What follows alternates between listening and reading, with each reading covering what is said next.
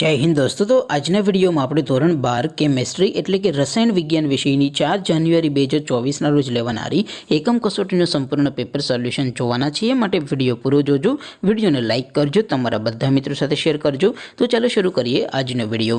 દોસ્તો ધોરણ 12 કેમેસ્ટ્રી એટલે કે રસાયણ વિજ્ઞાન વિષયની 4 જાન્યુઆરી 2024 ના રોજ લેવાનારી એકમ કસોટીનું સંપૂર્ણ પેપર સોલ્યુશન PDF ફોર્મેટમાં ડાઉનલોડ કરવા માટેની લિંક આ વિડિયોના ડિસ્ક્રિપ્શનમાં આપેલી છે। તેના પર ક્લિક કરીને તમે સંપૂર્ણ પેપર સોલ્યુશનની PDF ને સૌથી પહેલા ડાઉનલોડ કરી શકો છો। અથવા તો દોસ્તો સોલ્યુશનની PDF ડાઉનલોડ કરવા માટે તમારે ગૂગલ ઉપર સર્ચ કરવાનું છે www.mygkguru.in। આ વેબસાઇટ તમે સર્ચ કરશો એટલે જે પહેલી લિંક આવશે એના ઉપર તમારે ક્લિક કરવાનું છે।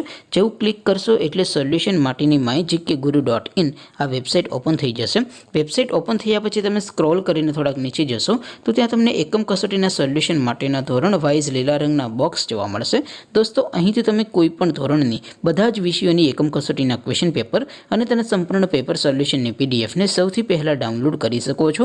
જેમ કે દોસ્તો અત્યારે હું ધોરણ 12 માટે STD 12 વાળા બોક્સ ઉપર ક્લિક કરીશ।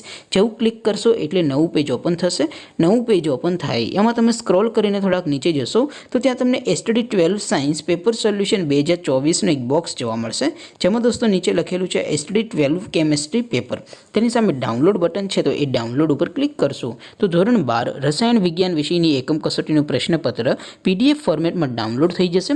તેની નીચે લખેલું છે STD 12 કેમેસ્ટ્રી સોલ્યુશન, તેની સામે પણ ડાઉનલોડ બટન છે તો એ ડાઉનલોડ ઉપર ક્લિક કરશો તો ધોરણ 12 રસાયણ વિજ્ઞાન વિષયની એકમ કસોટીનું સંપૂર્ણ પેપર સોલ્યુશન PDF ફોર્મેટમાં ડાઉનલોડ થઈ જશે।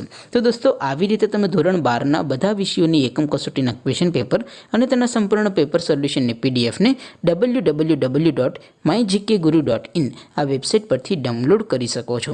તેમ છતાં કોઈ ક્વેરી હોય, કોઈ પ્રશ્ન ન સમજાતો હોય તો નીચે કોમેન્ટ કરીને પૂછી શકો છો। અધરવાઇઝ આપણે નવા વિડીયોમાં મળીશું, ત્યાં સુધી રજા આપો। આવજો દોસ્તો। જય હિન્દ, વંદે માતરમ।